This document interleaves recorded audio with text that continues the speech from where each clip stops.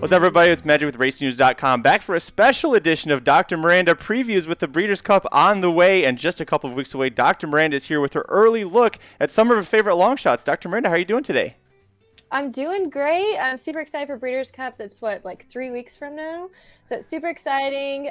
Can't wait to see what happens. I think there's going to be some upsets in some of these fields because everybody's banking on these horses to win, like Nick's Go Essential Quality, but I don't think it's going to be that easy this year. Wow, well, you have some long shots that you identified, and we love long shots. That's how you really can make a lot of money in a short period of time.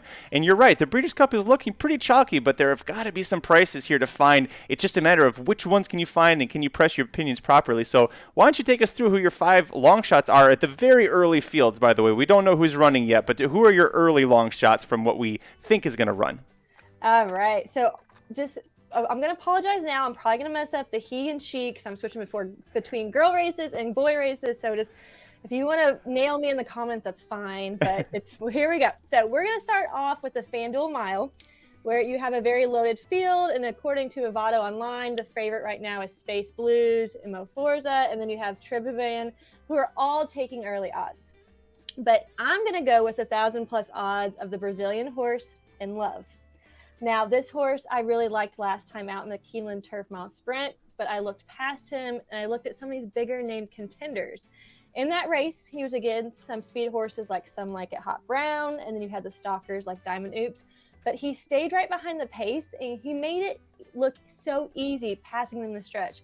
He was hand-ridden, and I don't think he was hit one time at all in that stretch. He's 3 for 3 at this distance, and just like I said, he just keeps trending upward.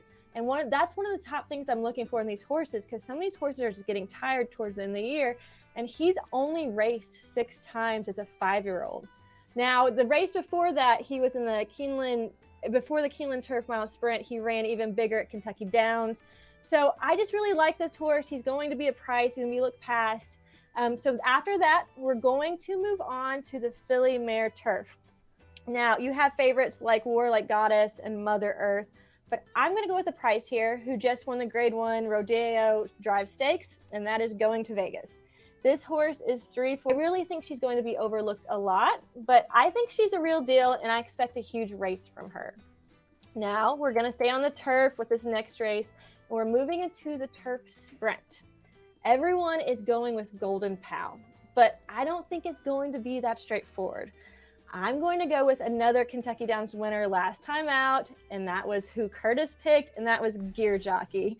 I was highly impressed that he was able to press the pace with Bombard on that tricky 2-turn Kentucky Downs track and still had enough in him in the end to surge with an impressive time.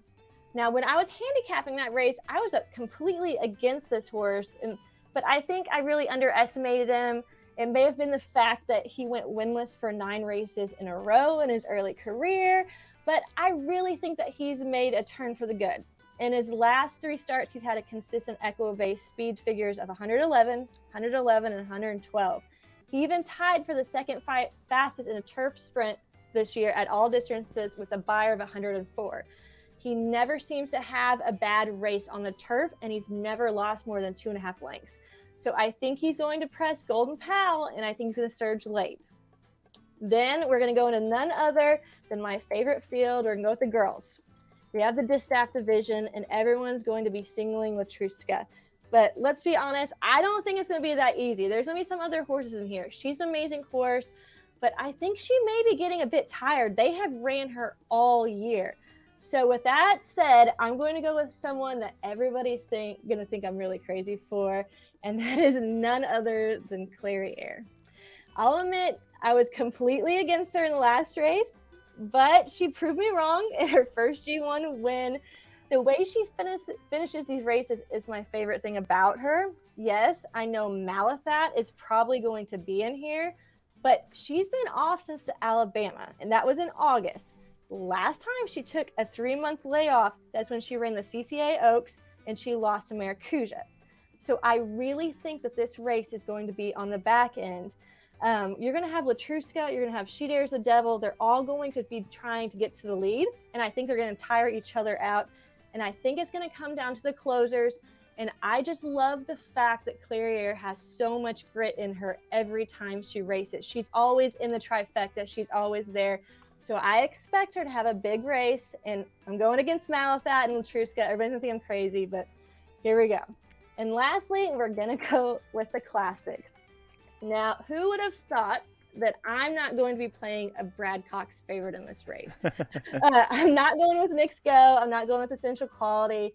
And I know everybody's going to be like, she's freaking nuts. But I've never liked Essential Quality, and I think he's going to fail horribly at this race. I mean, I was at the Derby with Jared and Aaron. I was like, Essential Quality is not going to win tomorrow. And they're like, oh, yes, he is. And you saw what happens. Anyway, Mixed Go is a good horse, but I think something's weird is going to happen at this race. And that's why I'm going to go with none other, if he races here, with a 16-1 odds of Art Collector.